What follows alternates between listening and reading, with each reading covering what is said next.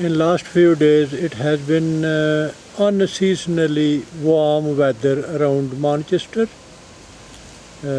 One flower has opened and the others look like they are just going to open any time.